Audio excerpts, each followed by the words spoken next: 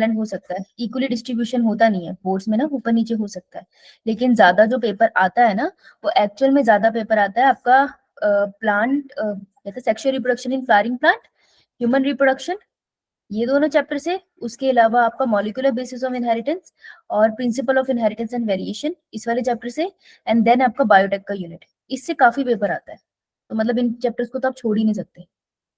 यो ma'am. तो ये chapters तो आते ही हैं। हाँ बेटा बोल। Hello Nainika, hello Aarushi. बेटा फॉर्म भरा किसी ने नीट का? No ma'am. बेटे भर ले फॉर्म, स्कूल पे फोकस कब करेगी, फॉर्म में अटके रहेगी तो कब भरोगे? मैम आज गई थी पर वो मेरा गलत हो गया कुछ। क्या गलत हो गया? मैम मेरा ना डेट ऑफ बर्थ गलत है, वो बनानी पड़ेगी मुझे, तो वो मंडे तक आएगा। डॉक्यूमेंट का पंगा पड़ ही जाता है ना? Yes ma'am. मैं इसलिए गई थी हम्म, मैम, जहाँ पर मैं गई थी भरने के लिए, तो उनके घर पे डेथ हो गया है किसी की, तो वो नहीं आएंगी कुछ दिन। अच्छा ठीक है चल। करुणा ने भरा? भूमि? मैम मैंने आलम सर से कॉल की थी, तो सर ने बोला हेल्प कर देंगे सर। हाँ हाँ कर देंगे, वो करवा लेना। नवप्रीत तुमने भरा बेटा? दीक्षा? रमिता, पायल, सुनिधि? नहीं बेटा भर लो। लड़कों ने भर दिया फॉर सम रीजन, लड़कियों ने नहीं भरा, मेरे को honestly I don't know the reason, but ऐसा ही है। प्लीज भर लो फॉर्म, देर मत करो यार, तुम्हें बहुत दिक्कत होगी है ना। रमिता बेटा फॉर्म कब भरेगी नीट का? Good evening. Good evening ma'am. Good evening बेटा, फॉर्म कब भरोगे नीट का? भूमि तू कब भर भरेगी? दिया है। भर दिया रमिता?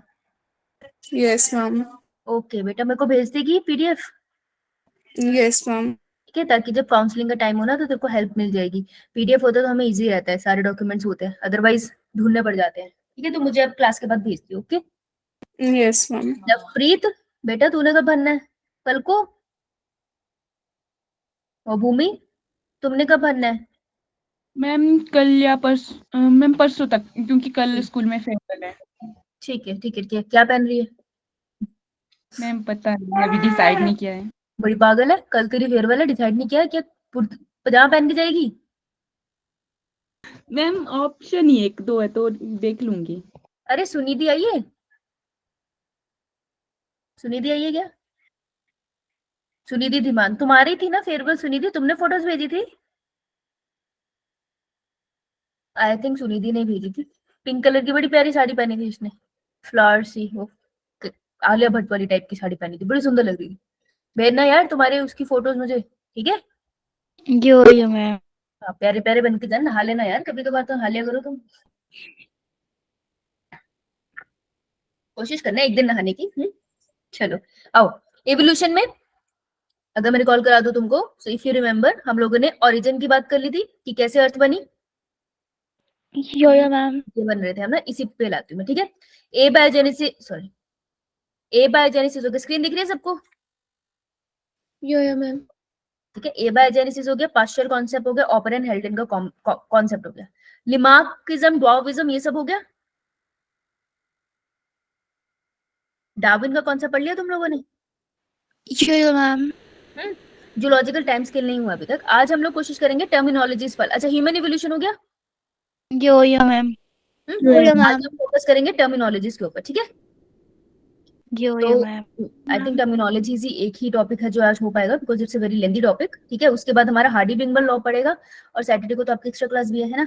तो हम इवोल्यूशन तो फॉर नो डाउट हम लोग इसको पूरा अच्छे से कंप्लीट कर ही लेंगे, इसमें तो कोई डाउट ही नहीं है मुझे, है ना।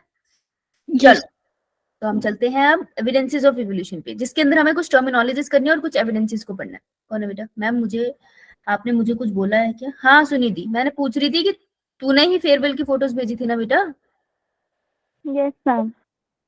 अब बहुत अच्छी लग रही थी अरे। तुम भी थैंक यू तैयार मैम। व्यार होगी? वेलकम बेटा, तुम भी तैयार व्यार होके आना। देखो सुनिधि नहाई तो लग रही थी ना इंसान, तुम भी तैयार होना। तुम भी इंसान लगोगे। और एक ही तो मौका होता है साड़ी पहनने का, है ना, उसके बाद कहाँ पहनता है कोई? सही बात है। Yes ma'am. तुझे बड़ा पता है आगे चल के पहनते हैं नहीं पहनते हैं ये मेन। तुम में से किसी ने दिया था जेई का पेपर? No ma'am. भाई बहन ने किसी के नहीं दिया? ओके, मैम एनडीए का दिया था मेरी सिस्टर ने। कैसा रहा? मैम हुआ नहीं था उसका क्लियर, पर फिर दूसरी बार उसने दिया नहीं। ओह अच्छा, ठीक है, चलो जो उसको ठीक लगे। कोई ना, ऊपर नीचे तो होता रहता है एंट्रेंस एग्जाम का। चल आ जाओ, तैयारी करते हैं। टर्म पता होनी चाहिए इस लेक्चर के एंड तक, दैट्स इट। और कुछ नहीं जाना तुम, बस तुम्हें सारी टर्म्स का मीनिंग पता होना चाहिए विद एग्जांपल। देखो ये तुमको ना एक्सप्लेन करने के लिए आ जाएगी, जो तुम्हारे को स्कूल में आएगा, एक आएगा, और ये नीट में भी ऐसे ही आता है एक तरह से। एक आती डेफिनेशन जो मेनली तुम्हारे स्कूल में आएगी, और डेफिनेशन के साथ तुम्हें एग्जाम्पल लिखना पड़ेगा स्कूल में अगर नंबर चाहिए। नीट तुम्हें एग्जाम्पल देगा और तुमसे पूछेगा बताओ कौन सी टर्म है, कौन सा प्रोसेस है, ठीक है। तो वो एग्जाम्पल से क्वेश्चन ड्राइव करेगा, एंड ट्रस्ट मी इसके एग्जाम्पल डिफिकल्ट हो जाते हैं, याद नहीं आते किसका कौन सा एग्जाम्पल है। तो तुमको बहुत बार इससे गो थ्रू करना पड़ेगा, तब जाकर तुमको याद होगा, ठीक है। तो बेहतर तो ये रहता है कि लिख लो, जैसे एक जगह ये टर्म्स लिखी है, होमोलोगस ऑर्गन, उसके आगे कितने एग्जाम्पल्स थे, कुछ नहीं करोगे, हम लोग अपने आप ही अपने नोट्स में इसको ऐसे बना लेंगे। एनालॉगस ऑर्गन मैंने कितने एग्जाम्पल पढ़े, प्लांट में पढ़ा है, एनिमल में पढ़ा है, डाइवर्जेंट इवोल्यूशन क्या पढ़ा है, कन्वर्जन इवोल्यूशन क्या पढ़ा है। तो मैं सजेस्ट करूंगी जब लेक्चर खत्म हो जाएगा और मैं पीपीटी भेजूंगी ना, एक शीट के ऊपर ये एक तरफ लिखना और इस तरफ उसके एग्जाम्पल्स को लिखते चले जाना। तुम्हारे एक ही शीट पे सारी टर्मिनोलॉजीज प्रिपेयर हो जाएगी, समझ आई? यो मैम। एफर्ट्स तुमको खुद करने पड़ेंगे, लेकिन ये है कि तुम्हारा फिर स्कूल के लिए भी और नीट के लिए भी एक साथ प्रिपेयर होगा।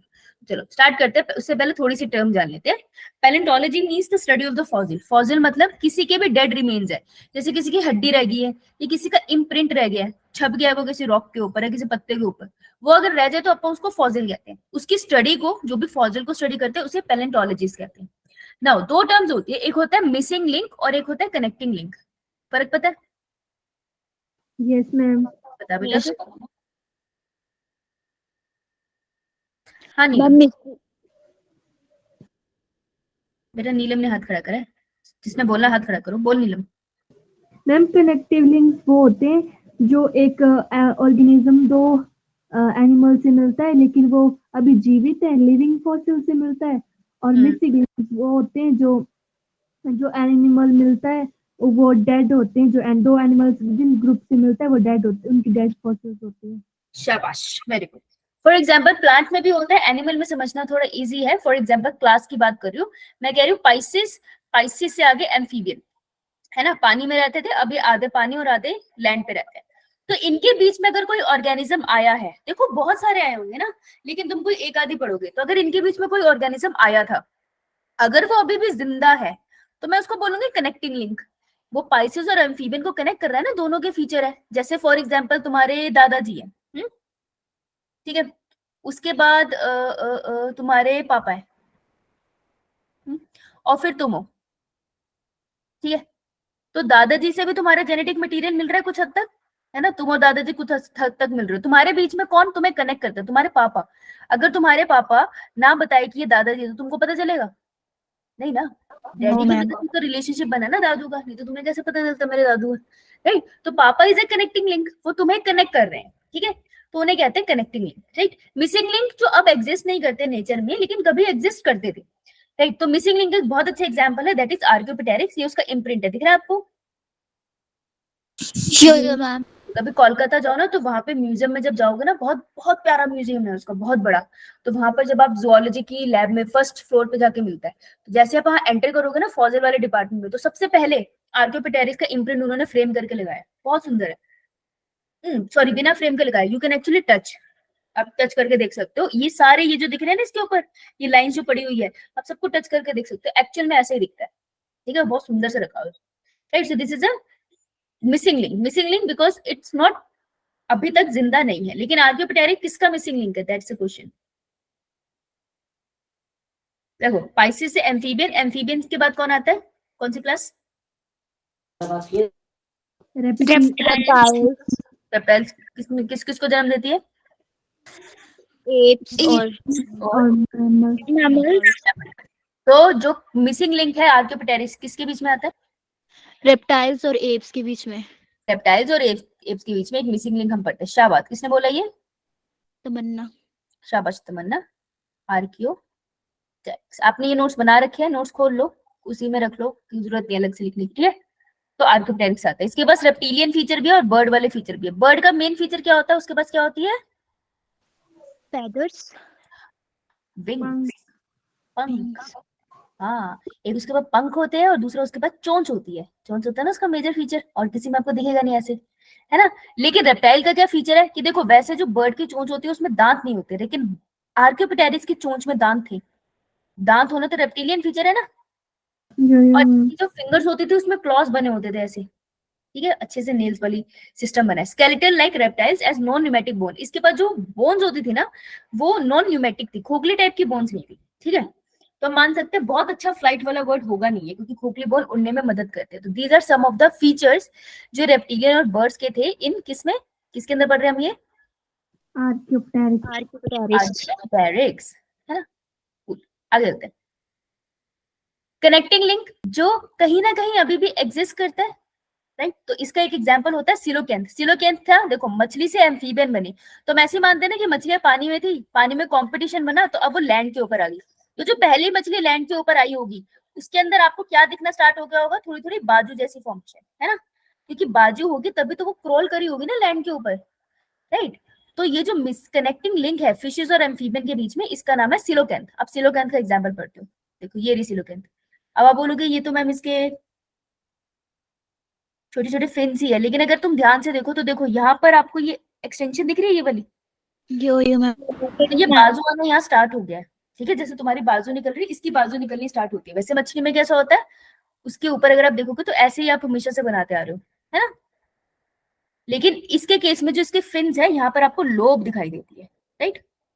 तो ये है हमारा connecting link between Pisces and the amphibian. बस दो याद कर लो, बहुत है। चलो आगे, Yo, ma'am. हो गया। अब जो होमोलोगस ऑर्गन, एनालोगस ऑर्गन है, उसमें हमेशा कंफ्यूजन रहता है। अपने हिसाब से जो जो मैं बोल रही हूँ, जो तुमको रेलेवेंट लग रहा है ना, तुम्हें याद करने के लिए चाहिए, वो तुम अपनी कॉपी में साथ साथ लिखो, ठीक है। तो तुमको हिंदी में लिखना है, जैसे भी लिखना है वैसे लिख लो, लेकिन इसको आप खत्म करो, क्योंकि बार बार यही कंफ्यूज करता है। तो होमो मतलब Same. सेम।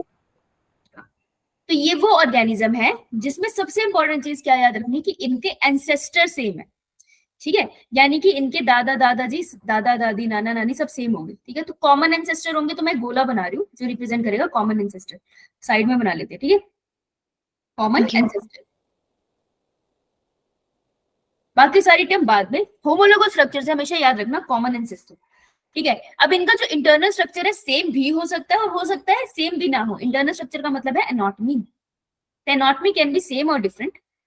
ये एक जैसा फंक्शन भी परफॉर्म कर सकते हैं और हो सकता है एक जैसा फंक्शन ना भी परफॉर्म करते हो, वो भी चलेगा, ठीक है। लेकिन मोर्फोलॉजिकली ये डिफरेंट होते हैं।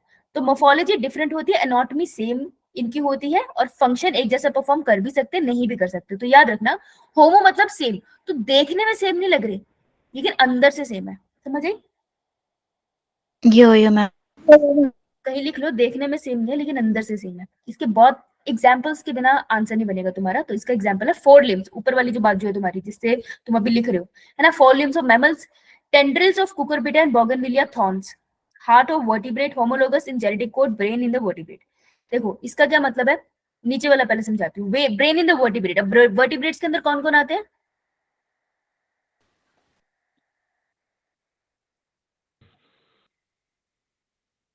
अगर मैं बिल्कुल सिंपल सुपर क्लास से और क्लास से स्टार्ट करूँ तो पाइसेस से स्टार्ट कर सकते हैं हम। Yo, ma'am. Pisces, amphibian, reptiles, Aves, mammal कह सकती हूँ, Yo, ma'am. ठीक है। तो ये तुम्हें क्या कह रहे हैं कि इन सब में जो ब्रेन ओरिजिनेट हुआ है ना, वो कभी किसी एक ही न्यूरॉन जैसे सेल से स्टार्ट हुआ था। तो कोई कॉमन न्यूरॉन था जिसने आगे डिवीजन कर करके एक पूरा ब्रेन बना दिया। तो जो ब्रेन की फॉर्मेशन स्टार्ट कर रहा है ना, वो कॉमन फीचर है, वो कोई कॉमन सेल था, ठीक है। तो होमोलॉजी होती है आपकी वर्टिब्रेट के ब्रेन में, मतलब कि एक मछली का ब्रेन और मेरा ब्रेन जिन सेल से मिलके बना है वो इनिशियली सेम थे, बस मेरा ब्रेन कॉम्प्लेक्स हो गया, मछली का इतना कॉम्प्लेक्स नहीं हुआ। समझ आइए? Yo, ma'am. Homology in genetic code, for example bacteria है। बैक्टीरिया जो prokaryotic cell, Yo, ma'am. Prokaryotic cell ने यूकैरियोटिक सेल को जन्म दिया था। थ्योरी का नाम? Endosymbiotic theory. Yes, endosymbiotic theory, है ना।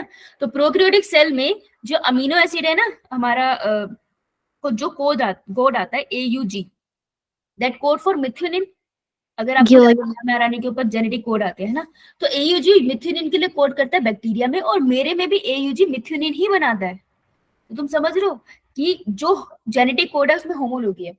मोस्टली जो जेनेटिक कोड मेरी बॉडी में जो फंक्शन कर रहा है ना, वो दूसरी की बॉडी में भी सेम कर रहा है। तो mRNA के ऊपर ये जो जेनेटिक कोड लिखे होते हैं ना, ट्रिपलेट्स, ये सेम ही तरीके के अमीनो एसिड के लिए कोड करते हैं मोस्टली हर एक लिविंग ऑर्गेनिज्म में। तो होमोलॉजी जेनेटिक कोड आपको देखने को मिलेगा, ठीक है।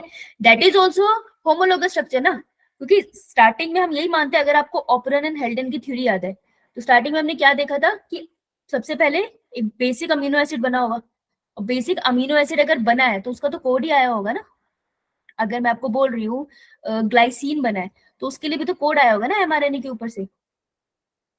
तो यानी कि कोई स्टार्टिंग में, बिल्कुल स्टार्टिंग में कोई एक दो अमीनो एसिड बने होंगे जिससे हम सब की बॉडी फाइनली मिलके एक कॉम्प्लेक्स ऑर्गेनिज्म की बनेगी, ठीक है। तो होमोलोगेन जेनेटिक कोड का मतलब होता है कि सब में सेम टाइप के जेनेटिक कोड है, सेम सेम चीजें कोड कर रहे हैं, बस कॉम्प्लेक्स ऑर्गेनिज्म में वो कॉम्प्लिकेटेड हो गया, सिंपल वाले में अभी भी सिंपल है। समझ आई बात? यो हार्ट ऑफ वर्टिब्रेट्स, वर्टिब्रेट में आओ, पाइसेस में कैसा दिल होता है? 2 hearted, Two 2 chambers. chamber. हाँ, 2 chamber. Amphibian, 3 chamber. Reptiles, Reptile में exception crocodile की, Crocodiles की क्रोकोडाइल, बाकी सब में 3 chamber. Apps, 4 four, chamber. 4 Mammals? chamber, 4 chamber. लेकिन ये सब कुछ बने हैं कार्डियक सेल से, है ना। यो कार्डियक सेल कैसा सेल होता है? सिलेंड्रिकल सेल होता है ना, ब्रांच्ड होता है। तो कभी कार्डियक सेल की फॉर्मेशन हुई होगी, ठीक है, उसी कार्डियक सेल ने खुद को मॉडिफाई कर करके पूरा का पूरा दिल बना दिया, ठीक है। तो हार्ट जो वर्टिब्रेट के है ना, वो सेम टाइप के कार्डियक सेल की मॉडिफिकेशन से बने। हमारा हार्ट कॉकरोच से नहीं मिलता, कॉकरोच के पास भी 13 चैम्बर हार्ट होता है, वो नहीं मिलता हमारा, लेकिन हमारा हार्ट वर्टिब्रेट से मिलता है। तो स्टार्टिंग में कभी आया होगा पाइसेस के पास छोटे एक दिल का वो सेल, साइक्लोस्टोमेटा के टाइम स्टार्ट हो गया होगा दिल का छोटा सा सेल, और इससे फिर मॉडिफाई हो के सभी वर्टिब्रेट के हार्ट में। क्लियर है? Yo next is tendril in cucurbita and bougainvillea thorn. Thorn का काम क्या होता है? थॉर्न करता है आपको प्रोटेक्ट, प्लांट को प्रोटेक्ट करता है, हमें चुप जाता है ना रोज तोड़ने जाओ तो। और जो टेंड्रिल होते हैं वो ऐसी होती है जो क्लाइंबिंग में मदद करती है। कभी देखना प्लांट में अगर आपको कहीं मिले तो ये छोटे प्लांट को क्लाइंब करने में मदद करती है, ठीक है। तो ये दोनों स्ट्रक्चर, बोगनविलिया का थॉर्न और टेंड्रिल ऑफ क्यूक्यूबिटा, यार ये ना भूलना मत, क्योंकि ये बहुत तंग करता है। आप ऐसे याद रख सकते हो इसको, बीटी से बीटी याद रह जाएगा।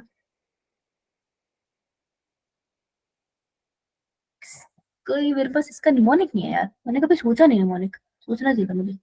सीटी से याद कर सकते हो, कुकर बीटा के साथ थॉर्न करना है, लेकिन टी से टेंड्रिल भी है ना, ये बड़ी प्रॉब्लम है।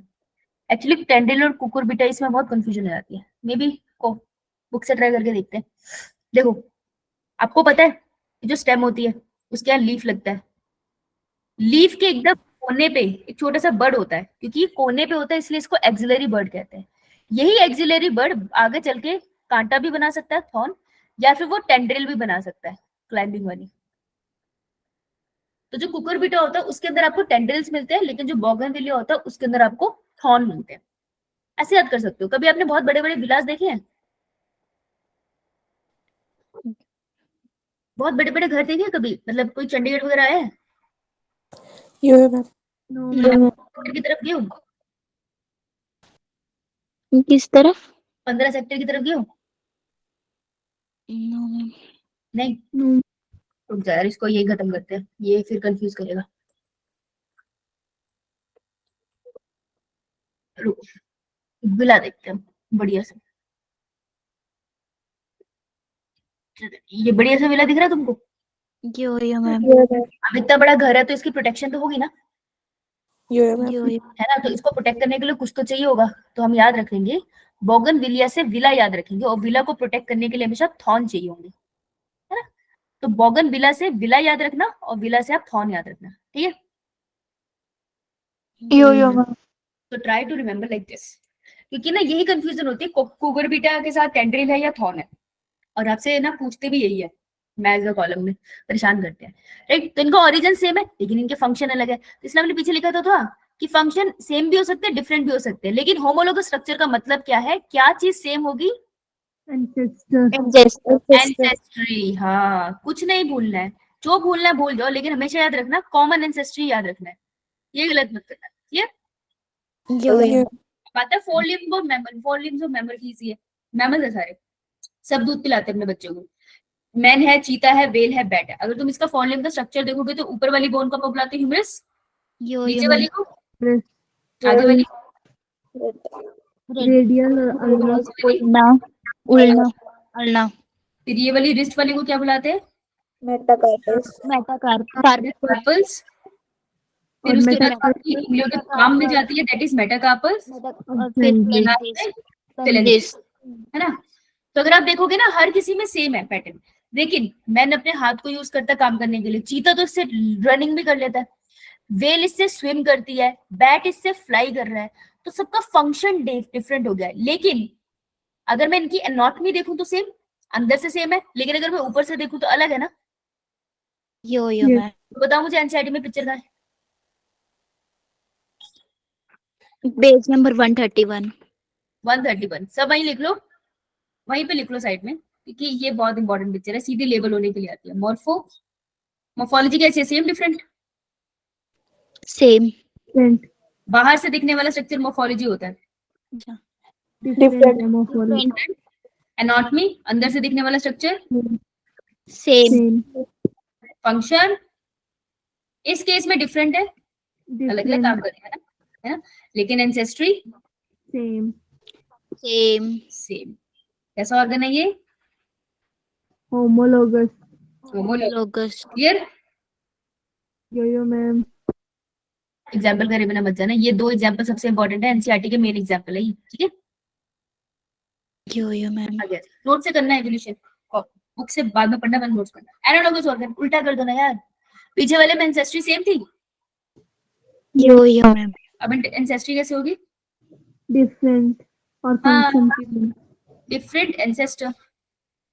मॉर्फोलॉजी कैसी होगी इनकी, सेम, सेम, मॉर्फोलॉजी सेम, लेकिन anatomy different, different, function mostly same होता है इनका।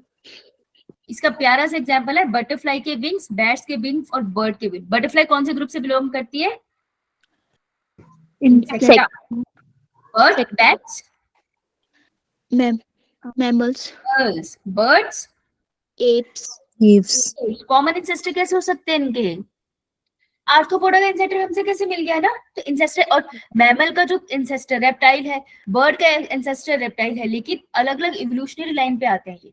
अगर इसमें कंफ्यूजन थी भी, फिर भी बटरफ्लाई तो नहीं आ सकता था ना, तो एंसेस्टर इनके कॉमन नहीं है, और जैसे ही एंसेस्टर कॉमन नहीं है तो वो होमोलोगस हो ही नहीं सकता, वो एनालॉगस स्ट्रक्चर है। लेकिन अगर मैं बाहर से देखूंगी तो मुझे तो पंख ही दिखेंगे ना, बटरफ्लाई में भी पंख है, बर्ड में भी है, बर्ड में भी, तो मेरी मॉर्फोलॉजी सेम, लेकिन अगर अंदर से देखूंगी तो क्या दिखेगा मुझे अलग, एंसेस्टर और एनाटॉमी डिफरेंट दिखेगी, में डिफरेंट दिखेगी मुझे, राइट।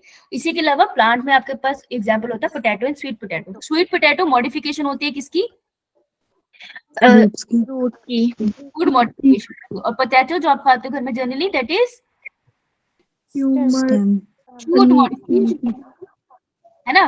तो जो मेरी रूट है वो तो रेटिकल से बनती है, और जो शूट है वो प्रिम्यूल से बनती है, तो ये तो अलग अलग ही हो गया ना, ये तो सेम हो ही नहीं सकते। तो ये दो एग्जांपल आपको याद रखने हैं, क्लियर है।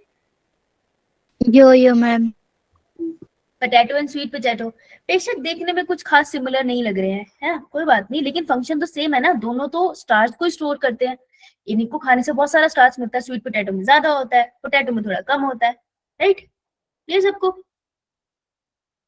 यो अब देखो, ये दो डब्बे बनाओ और मेरे को एक्सप्लेन करना ये क्या लिखा है, क्या कहना चाहता है।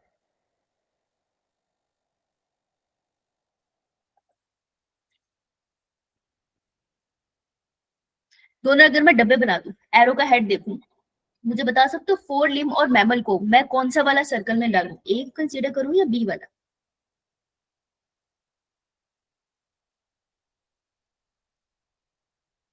मैम क्या बोला आपने क्वेश्चन, ये डब्बे बनाए तूने दोनों बॉक्सेस, शुद्ध यो एरो मैम बना दी, यो ठीक है, बीच मैम में लिखे कॉमन इंसेस्टर, दूसरी जगह लिख common character A and B. अब मैंने पीछे एक एग्जांपल दिया था फोर लिम्स ऑफ मैमल, उसको मैं कौन से डब्बे में डालूं, ए या बी वाले में? और अभी ए जो वाले में। एग्जाम्पल लिया है मैम मैम ए वाले में। Wings of butterfly and B वाले बैट, इसको किस में डालूं? बी हाथ खड़े मैम करने बी में हाथ खड़े करने। तमन्ना, मैम जो बटरफ्लाई वाला एग्जांपल है वो बी में आएगा। बटरफ्लाई का एग्जाम्पल बी में आएगा, क्यों? मैम क्योंकि ये एक जगह इकट्ठा हो रहा है, मतलब कन्वर्जेंट एवोल्यूशन है ये। देखो, जो भी एरो होता है ना, ये होता है हमारे पास ओल्ड इंडिविजुअल यहाँ होते हैं, और ये होते हैं न्यू इंडिविजुअल्स। ठीक है, तो मैं एंसेस्टर किस तरफ रखूंगी? एरो हेड की बैक की तरफ, है ना, एंसेस्टर यहाँ दिखाऊंगी। तो अगर मैं बी वाली पिक्चर देखूं तो ये कोई एंसेस्टर ए है, ये कोई एंसेस्टर बी है, ये कोई एंसेस्टर सी है, तो ये अलग अलग एंसेस्टर है ना। यो मैम। अलग अलग एंसेस्टर है तो ये होमोलोगस ऑर्गन का एग्जांपल तो हो नहीं सकता। Yes ma'am. एग्जांपल होगा एनालॉगस। एनालोगस। तो क्या हुआ, अलग अलग एंसेस्टर से आए थे लोग, लेकिन एक ही एनवायरमेंट में रह रहे हैं, जैसे कि आर्बोरियल, पेड़ों पे रह रहे हैं और आसमान में उड़ रहे हैं। तो उन्होंने क्या किया, अपने में सेम कैरेक्टर डेवलप कर लिया, जैसे कि बैट ने अपने पास विंग्स डेवलप कर लिए, जैसे कि बर्ड्स ने अपने पास विंग्स डेवलप करे, जैसे कि बटरफ्लाई ने अपने पास विंग डेवलप कर लिए। तो क्योंकि वो एक ही एनवायरमेंट में रह रहे थे, इसलिए कॉमन कैरेक्टर उन्होंने डेवलप कर लिया। तो this type of evolution is known as, जो सेंटर की तरफ जा रही है, इसको हम कहते हैं कन्वर्जेंट एवोल्यूशन। Convergent evolution. देखो, अगर मैं बोलूं डाइवर्जेंट एवोल्यूशन, मतलब डाइवर्ट होना, इधर उधर चले जाना, तो सेंटर पॉइंट से जब बाहर की तरफ जा रहे हैं तो वो डाइवर्जेंट एवोल्यूशन है। सेंटर पॉइंट में आप देखो, जब सेंटर पॉइंट की तरफ आ रहे हैं तो कोई भी इंडिविजुअल ले, वो कभी कॉमन एंसेस्टर की तरफ थोड़ी आ सकता है, एंसेस्टर तो पहले से डिसाइडेड होते हैं ना। तो अगर मैं सेंटर से सर्कल बना के बाहर लाइनें मार रही हूँ, that means I am talking about कि कॉमन एंसेस्टर है, लेकिन अभी इंडिविजुअल अलग अलग माहौल में रह रहे हैं, इसलिए अलग अलग दिखाई देते हैं। फॉर एग्जाम्पल, अगर मैं बोलूँ कॉमन एंसेस्टर है, लेकिन अगर मैं 4 लिम्स की बात करूँ in the case of mammal, ठीक है, तो मैं अगर ह्यूमन की बात करूं तो वो कैसे यूज करता है अपने डे टू डे लाइफ में। अगर मैं यही बात कर दूं बैट में, तो वो किस में यूज करते हैं इसी को? फ्लाई में। फ्लाई में, है। अगर मैं बात कर दूं चीता में, तो चीता किस लिए यूज करता है? रनिंग में। रनिंग एंड हंटिंग में, राइट। तो ये हो गया कॉमन एंसेस्टर से बाहर निकल गया, तो डाइवर्ट हो गया, कॉमन एंसेस्टर से डाइवर्ट होकर अलग अलग जगहों पर रहने लग गया, इसलिए अलग अलग दिखने लगी। तो ये कौन सी एवोल्यूशन हो गई? Divergent evolution. Divergent evolution. समझ आया? यो मैम। तो पीछे वाला एग्जाम्पल ही यहाँ पर फिक्स करने लिखा सबने। यो। अब सो तो नहीं गए? मैम अगर डाइवर्जेंट बोल बोल बोल। मैम अगर डाइवर्जेंट इवोल्यूशन पर नोट वगैरह लिखने को आए तो होमोलोगस ऑर्गन ही डाल सकते हैं उसमें। डाइवर्जेंट इवोल्यूशन में नोट लिखने के लिए आए तो उसमें होमोलोगस एक्सप्लेन कर सकते हैं ऑर्गन। बिल्कुल बिल्कुल, पहले डाइवर्जेंट इवोल्यूशन की तो डेफिनेशन लिखेगी, कॉमन एंसेस्ट्री होती है, फिर उसका एग्जांपल देगी। For example, for limbs in mammals, as you can see in bat the forelimb are used to fly, in human it is used for other work, in cheetah it is used for running. So all these are using the organ for different purposes, but they are originated from the same ancestor. So this is a divergent evolution. बिल्कुल ऐसे ही करेंगे, ठीक है। यो। मैंने homologous organ की definition याद कर ली, तो उसी को as a example divergent evolution में यूज कर ली, राइट। चलो, question number 1 and question number 2 right me in the chat box, और इसके नोट्स प्रिपेयर करके जाना, क्योंकि आपसे डेफिनेशन पूछेंगे। जस्ट गिव मी 1 मिनट, आप इसका चैट में आंसर लिखो।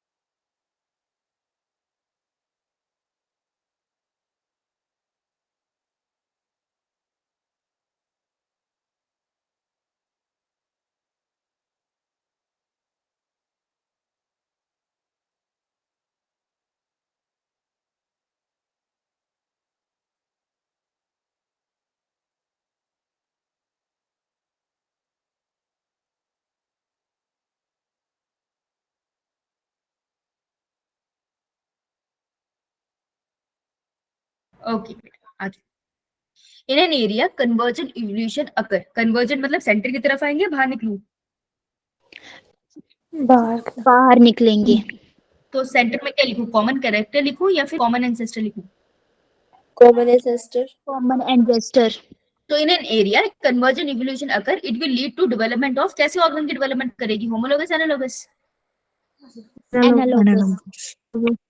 एनालोगस करेगी।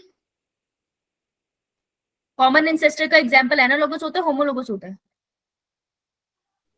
होमोलोगस होता है फिर क्यों common उल्टा सीधा बोल रहे ancestor हो यार? अभी तो करा है, होमोलोगस ही तो होता है यार, क्या बोल रहे हो? ध्यान से। बैड मैम डॉल्फिन इसमें कन्वर्जेंट इवोल्यूशन कुछ है? है, मैम इसमें कन्वर्जेंट एवोल्यूशन नहीं पूछा, तो कन्वर्जेंट तो एनालॉगस में होती है फिर। एनालॉगस होता है ये। इन एन एरिया कन्वर्जेंट, कन्वर्जेंट ठीक है, कन्वर्जेंट कॉमन कैरेक्टर की तरफ आ रही है, फिर एंसेस्टर की बोला भाई? मैम आपने बोला था। अबे अच्छा, मैं वो गलत बोल रही हूँ। नहीं एनालॉगस ऑर्गन हुआ फिर कि सेम कैरेक्टर की तरफ आ रहे हैं लेकिन इनके एंसेस्टर अलग है, ए बी सी। एक एग्जांपल बताओ इसका मुझे, एनिमल में एग्जांपल बताना, बटरफ्लाई विंग और Analogous बर्ड के विंग। एनालॉगस का। Wings of butterfly and birds. ठीक है, एंड मुझे प्लांट में बताओ।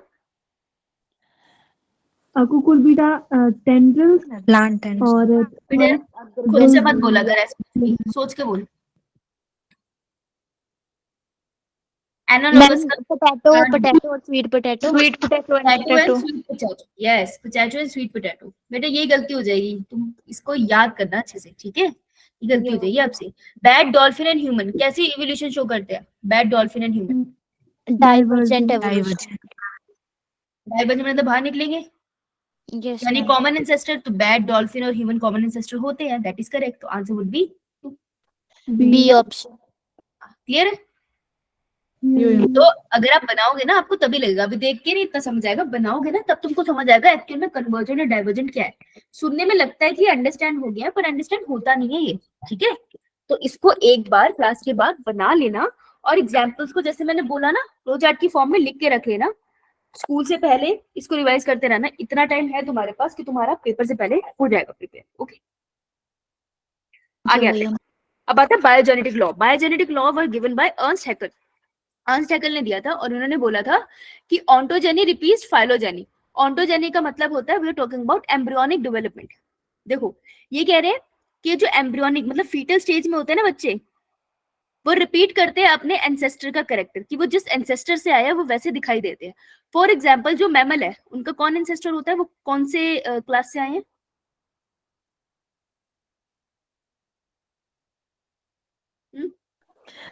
होमो सेपियंस। यार वो तो इंसानों की बात हो रही है ना, मैमल से पहले रेप्टाइल्स। रेप्टाइल्स। मैंने बहुत बार बहुत ध्यान से बोला है कि एप्स अलग इवोल्यूशनरी लाइन में आए हैं, उनको मत समझ लेना कि हम बर्ड से पैदा हुए हैं, ठीक है? वो डायनासोर की लाइन है, अलग है वो, बहुत गलत बोला है तुमने। रेप्टाइल्स किससे आए हैं? एम्फीबियंस। एम्फीबियन किससे आए हैं?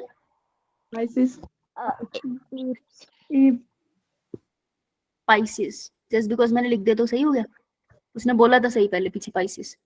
पाइसेस अपने दिमाग से बोला करो, सिर्फ फॉलो मत किया करो, ठीक है? अपने दिमाग से बोलोगे तो डिसीजन ले पाओगे पेपर में, क्या करना है क्या नहीं। दूसरे के दिमाग से बोलोगे ना तो तुम अपना आंसर काट के दूसरे का देख के लिख लोगे, वो भी गलत।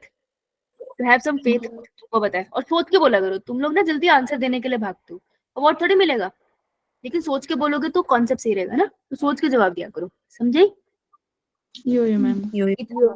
इतना तुमने पढ़ा है कि तुम आंसर सही दे सकती हो, बस तुम्हें थोड़ा सा अपने में कॉन्फिडेंस रखने की जरूरत है, ठीक है? तो बेटा ये क्या कह रहे हैं, ये कह रहे हैं कि जो मैमल है ना, जब वो फीटल स्टेज में है, जैसे हम इंसान की बात कर लेते हैं अपनी मदर की वूम में हम, तो ऐसी स्टेज आएगी जब मैं पाइसिस की तरह, मछली की तरह दिखूंगी, मेरे पास गिल्स होंगे, डेवलप नहीं होंगे ज्यादा, फिर मैं एम्फीबियन की तरह दिखाई देने लग जाऊंगी, फिर मैं रेप्टाइल की तरह दिखूंगी, एंड लास्ट में मैं मैमल की तरह दिखने लग जाऊंगी। तो एम्ब्रियोनिक डेवलपमेंट शो करती है एंसेस्ट्रल कैरेक्टर्स को, एंड ऐसा इन्होंने कहा था। तो इनकी लाइन है ऑन्टोजेनी रिपीट्स फाइलोजेनी, ठीक है? अर्नस्ट हैकर ने दिया था, this is known as biogenetic law. और इन्होंने रिप्रेजेंट भी किया कि देखो दिख रहा है यहाँ पर, ये ह्यूमन है, ठीक है, और ये मछली है, ठीक है, ये चिकन है। इजी एग्जांपल देखते हैं। अगर तुम देखो, अगर आप ह्यूमन बेबी की ही बात कर रहे हो तो आप देख सकते हो कि ह्यूमन बेबी कितना ज्यादा सेम लग रहा है मछली के जैसे, यो है ना। यहाँ पे देखो एक जैसे दिखाई दे रहे हैं। एक्चुअली गिल लाइक स्ट्रक्चर हमारे गले के पास बनते हैं, फिर वो ऊपर चले जाते हैं, ईयर की शेप में चेंज हो जाते हैं, ठीक है। फिर उसके बाद अगर आप देखो सेकंड पिक्चर में देखोगे तो हम चिकन से काफी मिलते हैं, है। और फिर फाइनली हम इंसान के बच्चे की तरह दिखाई देने लग गए, मछली अलग दिख रही है, चिकन अलग दिख रहा है, राइट। तो कहीं ना कहीं हमने एंसेस्ट्रल कैरेक्टर तो दिखाए ना, तो इसी को कहते हैं ऑन्टोजेनी रिपीट फाइलोजेनी। लेकिन इसको डिस्कार्ड कर देकर, अभी भी कुछ लोग मानते हैं, लेकिन अभी इसको डिस्कार्ड कर दिया था अर्नस्ट वॉन बेयर। इन्होंने कहा कि ऐसा नहीं होता, ऑन्टोजेनी विल रिपीट फाइलोजेनी, ठीक है। ज्यादा इसके बारे में हम पढ़ते नहीं है, बस आपको ये याद रखना है कि इनका लॉ किसने रिफ्यूट किया था, मतलब रिफ्यूट किया था मतलब रिफ्यूज कर दिया था, काट दिया था। जैसे पाश्चर ने कौन सा लॉ रिफ्यूज कर दिया था, पाश्चर के स्वान के एक्सपेरिमेंट ने कौन से लॉ को कह दिया था कि तुम गलत हो, कोई थ्योरी थी, theory of Pasteur abiogenesis. Abiogenesis, हाँ। वैसे ही इन्होंने बायो इस वाली थ्योरी को, ऑन्टोजेनी रिपीट फाइलोजेनी को डिस्कार्ड कर देगा कि ऐसा कुछ भी नहीं होता। अर्न्स्ट वॉन बेयर ने करा था, ठीक है। क्लियर इतना सा। यो मैम। छोटा सा केस है, आपने सुना होगा इंडस्ट्रियल मैलिनिज्म का। तो मुझे कोई बता सकता है इंडस्ट्रियल मैलिनिज्म का क्या केस था? कोई भी बच्चा जिसको याद हो। हम बहुत बार ये कर चुके हैं, हमने डार्विन के कॉन्सेप्ट में भी इसके बारे में बात करी थी। नेहा, मैम क्वेश्चन दोबारा बोलोगे? आवाज नहीं आ रही क्या बच्चों? आवाज नहीं आ रही क्या मेरी? मैम मुझे नहीं आ रही थी, कट कट के आ रही थी। अच्छा, कट कट के आ रही है क्या सबको? मैम मुझे ही। अच्छा अच्छा बेटा, मैं कह रही थी कि जो केस होता है हमारा बिस्टन मेटुलेरिया का, which is an industrial melanism England में, ये मुझे कोई केस याद दिला सकते हैं? क्या पढ़ते हैं हम इस केस में?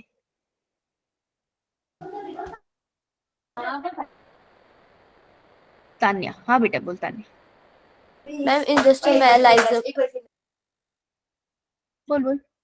मैम इंडस्ट्रियल मैलिज्म में जब इंडस्ट्रियलाइजेशन से पहले जो थे वो हमें मैम लाइट कलर के मोथ ज्यादा दिखते थे, क्योंकि उस मतलब इंडस्ट्रियलाइजेशन से पहले जो ट्रीज की बाग होती थी वो मतलब बिल्कुल लाइट कलर की होती थी, इसलिए जिनके मतलब अगर लाइट माउथ होते थे उनके ऊपर तो वो हमें इतने अच्छे से दिखाई नहीं देते थे, जिसकी वजह से जो डार्क कलर के माउथ थे उनकी जो पॉपुलेशन है वो डिक्रीज हो गई थी। और इंडस्ट्रियलाइजेशन के बाद जो ट्रीज की बाग होती है वो डार्क कलर की हो गई थी, जिसकी वजह से हमें उसमें लाइट कलर के मोथ ज़्यादा अच्छे से दिखाई देने लगे। और फिर इंडस्ट्रियलाइजेशन के बाद जो वो लाइट कलर के मोथ की पॉपुलेशन डिक्रीज हो गई। क्या कोई भी एक्सटेंट हुआ था? नहीं, कोई भी एक्सटेंट नहीं हुआ, है ना। तो नेचर ने पहले एक को प्रेफर किया फिर दूसरे को। इंडस्ट्रियल इवोल्यूशन का प्रूफ है ये, इवोल्यूशन होता है। इन्होंने कहा नेचुरल सिलेक्शन। कौन सी नेचुरल सिलेक्शन का एग्जांपल है ये? डायरेक्शनल, स्टेबलाइजिंग या डिस्ट्रप्टिव? डायरेक्शनल। डायरेक्शन, एक एक्सट्रीम करेक्टर की तरफ जाएगा नेचुरल सिलेक्शन, ठीक है। तो बिस्टन बेटुलेरिया का एग्जांपल हम पढ़ते हैं, मौत है ये, ठीक है। इंग्लैंड में बिफोर इंडस्ट्रियलाइजेशन बहुत ज्यादा लाइकन ग्रो करते थे पेड़ों के ऊपर, है ना। तो जो पेड़ों की बाग है आपको ज्यादा व्हाइट कलर की दिखती थी। तो वहां पे दो तरीके के मौत थे, एक काले रंग के थे थोड़े डार्क शेड के थे, और एक लाइट शेड के थे। जो लाइट शेड के थे ना वो बाग की ऊपर बैठते थे और छुप जाते थे, प्रेडेटर उनको देख नहीं पाते थे। लेकिन डार्क कलर वाले मौत ज्यादा दिखते थे तो प्रेडेटर ज्यादा उनको खा जाते थे। अब जब इंडस्ट्रियलाइजेशन, इंडस्ट्री लगी वहां पे, तो इंडस्ट्री से गंदा काला धुआं निकलता है, उस धुएं ने एरिया को पॉल्यूटेड कर दिया। तो बाग कैसी हो गई? बाग हो गई डार्क। अब जब बाग डार्क हुई तो जो व्हाइट कलर के मौत इसमें बैठते थे उसको प्रेडेटर खा जाते थे, और जो डार्क कलर के मौत थे वो छुप जाते हैं। देखो ये डार्क वाले हैं, नहीं दिख रहे ना इतने, है ना। तो आफ्टर इंडस्ट्रियलाइजेशन ये हो गया और बिफोर इंडस्ट्रियलाइजेशन ये हुआ। तो इससे हमें क्या पता चला? हमें पता चला इवोल्यूशन एग्जिस्ट करती है। अगर तो नेचर में ऐसे ही होता कि जो जैसा है वैसे ही बना है, उसमें कोई चेंज नहीं आ रहा, फिर तो अलग बात होती। लेकिन इवोल्यूशन एग्जिस्ट तो करती है कि पहले अगर हम देखें जब इंडस्ट्रियलाइजेशन नहीं थी तो व्हाइट कलर के मौत ज्यादा सर्वाइव कर पा रहे थे, but with time dark colour के मौत अब ज्यादा सर्वाइव करते हैं, ठीक है। तो इवोल्यूशन हो रही है एक डायरेक्शन में, नेचुरल सिलेक्शन जो हो रही है एक डायरेक्शन की तरफ मूव कर रही है, कि इंडस्ट्रियलाइजेशन से पहले वो व्हाइट वालों की पॉपुलेशन को इंक्रीज कर रही है, और इंडस्ट्रियलाइजेशन के बाद वो डार्क वालों की पॉपुलेशन को इंक्रीज कर रही है, ठीक है। So this is an example of natural selection. तो अगर नेचुरल सिलेक्शन में आपको डायरेक्शनल इवोल्यूशन का एग्जांपल पूछे तो इंडस्ट्रियल मैलिनिज्म को आपको लिखना है। समझ आया?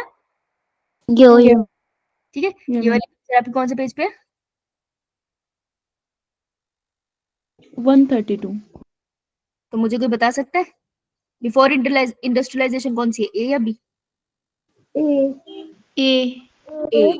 हाँ, ये थोड़ा हल्का है, करेक्ट। हाँ, वैसे फोटो इतनी कुछ अच्छी है नहीं है, पर चलो। Next is एटाविज्म। What is एटाविज्म? कोई बच्चा एक्सप्लेन कर दो, पर तो तुमको ये आता है यार। मैम जो एंजेस्टर से थ्रोबैक जो आते हैं उनको बोलते हैं। जैसे इंजेस्टर से जैसे टेल बोन जो आती थी, अब तो वो होगी है, हाँ देखो, एंसेस्ट्रल डिसअपियर होगी है। करेक्ट, एंसेस्ट्रल कैरेक्टर रीअपियर इन करंट जनरेशन, दोबारा से आगे मेरी जनरेशन में रीअपियर हुए हैं। जैसे हम मानते हैं ना कि एंसेस्टर हम सब मंकी से मिलते थे, यो मैम। अगर आपको याद होगा तो हमने सबसे पहले ड्रायोपैथिकस पढ़ा है, वैसे उससे पहले भी होते हैं पर हमने ड्रायोपैथिकस से स्टार्ट किया था, है ना। फिर हम बोलते थे एप लाइक ज्यादा थे वो, है ना।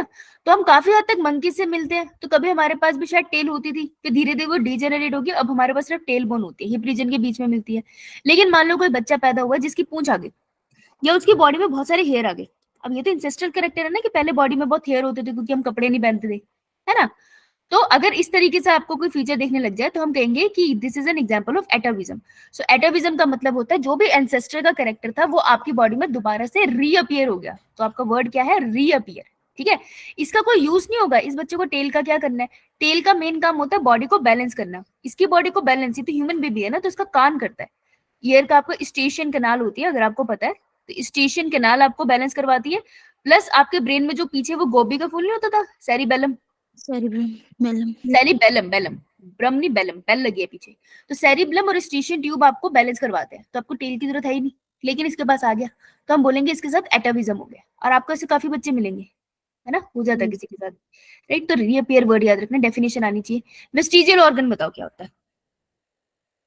मैम जो मतलब हमारे यूजलेस ऑर्गन्स होते हैं, जैसे कि पेंडिस की होती है, वो किसी काम की नहीं है तो भी हमारी बॉडी में होती है। हाँ देखो, और मैम स्किन मेम्ब्रेन जो पहले आइज में होती थी बर्ड की। हाँ, जब हम लोग पाइसिस से आए हैं तो मछली थे, तब हम पानी में रहते होंगे, मछलियों से तो आए हैं, तो उनके पास एक एक्स्ट्रा आईलिड होती है, तो ऊपर वाली पलक है तुम्हारी, चिपकाती हो पलक, है ना, ये Yes, ऊपर वाली ma'am. पलक है, एक तुम्हारी नीचे वाली पलक है, लेकिन एक साइड में भी पलक होती है, ठीक है, लेकिन अब वो छोटी होगी है। पहले ट्रांसपेरेंट सी लेयर थी जो तुम्हारी आंखों को कवर करती है, जैसे अभी आपको क्रोकोडाइल में अभी भी मिलती है निक्टिडेटिंग मेम्ब्रेन, लेकिन हमारे में किसी काम की नहीं है, तो हमारे में ये कोने में दिखती है, आपने देखा होगा कभी यहाँ पे ऐसे छोटी, यो है ना।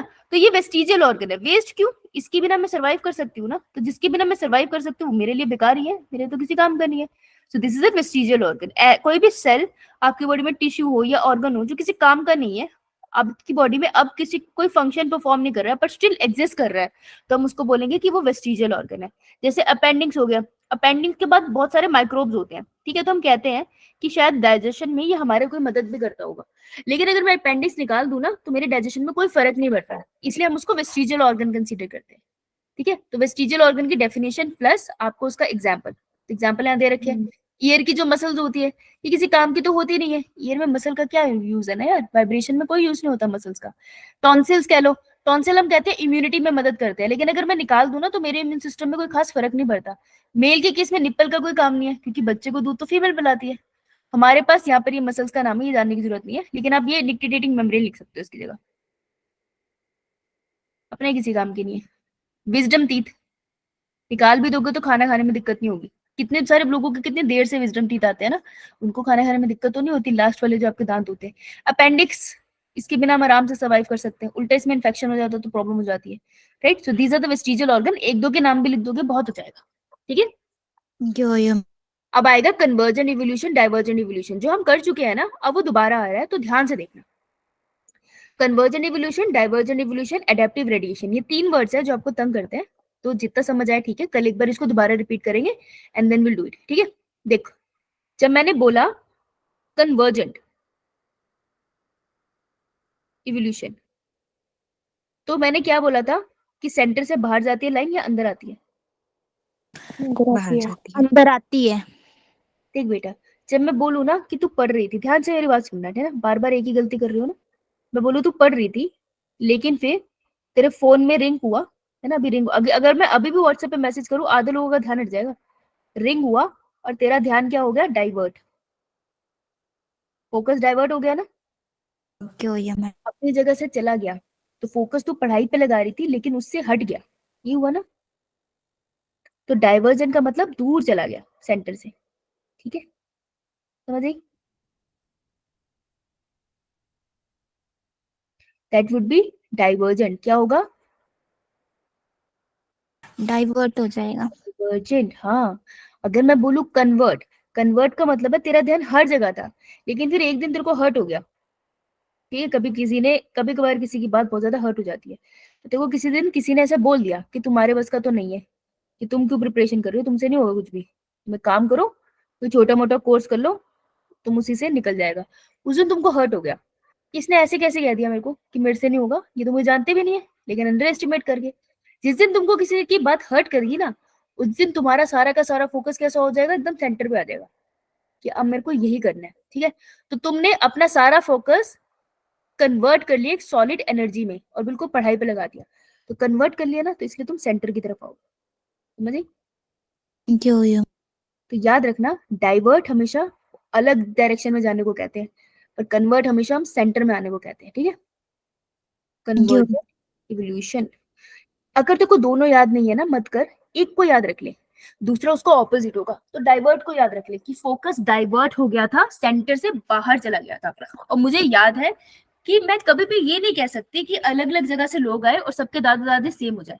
हमेशा ये बोलूंगी कि जब भी सेंटर की तरह सब आ रहे हैं तो वो सेम कैरेक्टर की तरफ आ रहे हैं, कि जिसका भी फोकस सेंटर की तरफ आ रहा है वो सब पढ़ने लग गए। और जो सेंटर से दूर जा रहे हैं, अपने घरों से दूर जा रहे हैं, वो कॉमन एंसेस्टर से जा रहे हैं। बस ये याद रख लेना बीच में कब क्या लिखना है, ठीक है।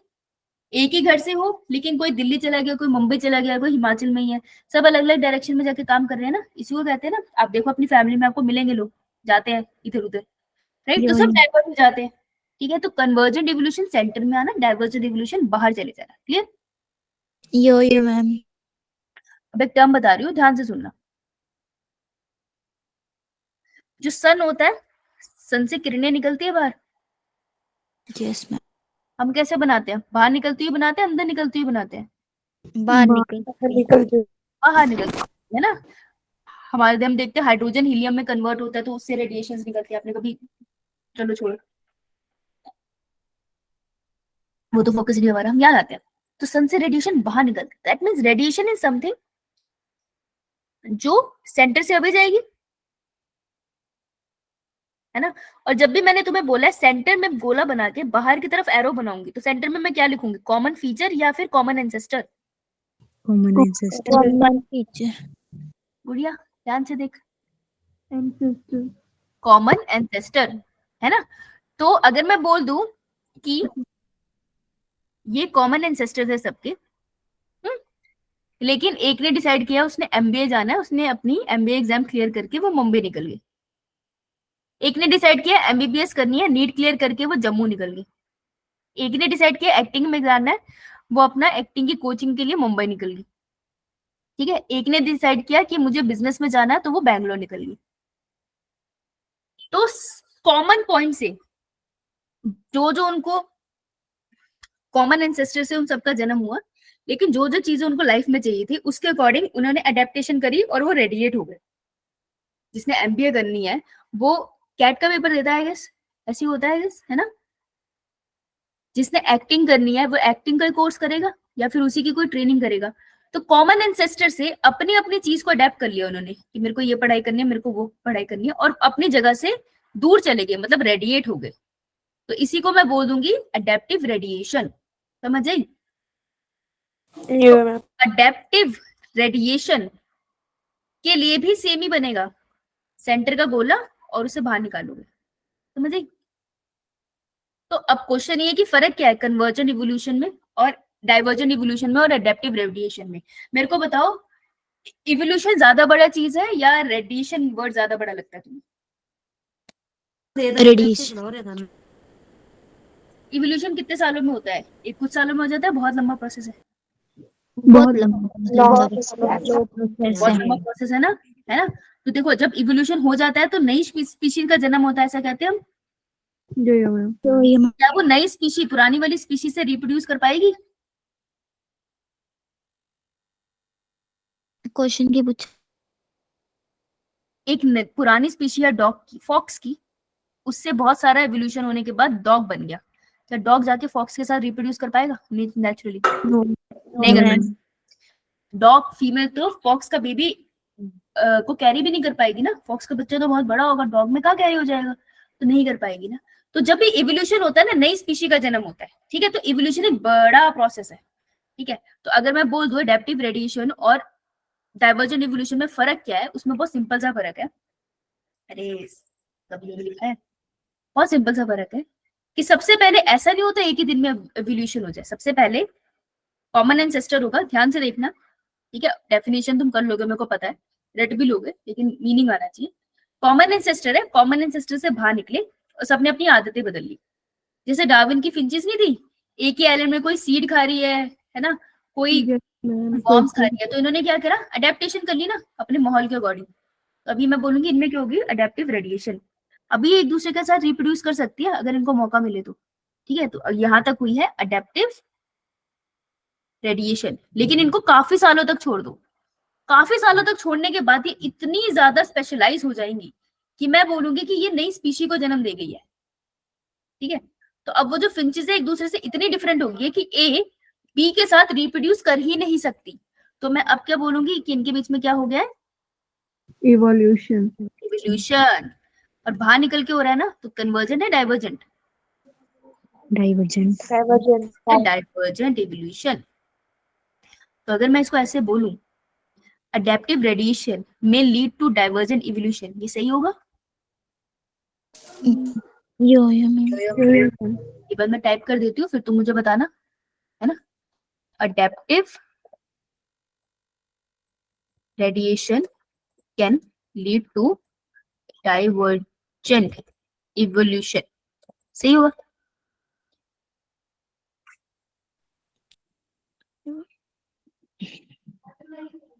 बोल बेटा बोल, ये लाइन का सेंस बन रहा है? Ma'am ma'am. एक सेकंड देना यार, ये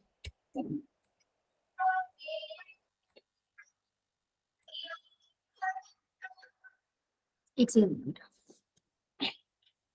रीड करते हैं सिर्फ। हाँ जी, ये क्लास चल रही है बाद में।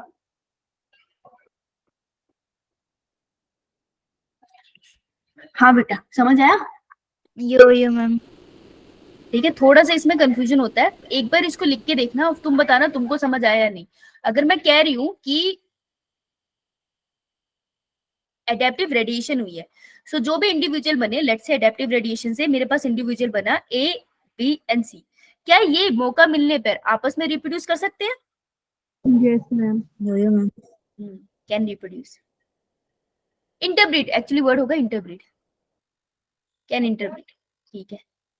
लेकिन अगर एडेप्टिव रेडिएशन हो गई, सॉरी डाइवर्जेंट इवोल्यूशन हो गई, इवोल्यूशन वर्ड हो गया, तो क्या अब ये जो B और ए आपस में रिप्रोड्यूस कर पाएंगे? No ma'am. No interbreed. बस इतना सा ही होता है। इसमें सबसे ज्यादा कंफ्यूजन यही रहती है कि divergent evolution, convergent evolution, adaptive radiation, ये तीन वर्ड दिमाग खाते हैं, तो ऐसे ही गोले से याद रखना, ठीक है। ये लिख लो कहीं पे ना, अपनी डेफिनेशन तुम वही स्टैंडर्ड पढ़ना जो तुम्हारी एनसीईआरटी में आप सिंपली पढ़ सकते हो, अपनी अंडरस्टैंडिंग के लिए इस बात को लिख लो, क्योंकि ये कहीं मेंशन नहीं है ऐसे, लेकिन मतलब यही होता है, और ऐसे बायो डिफिकल्ट हो जाती है।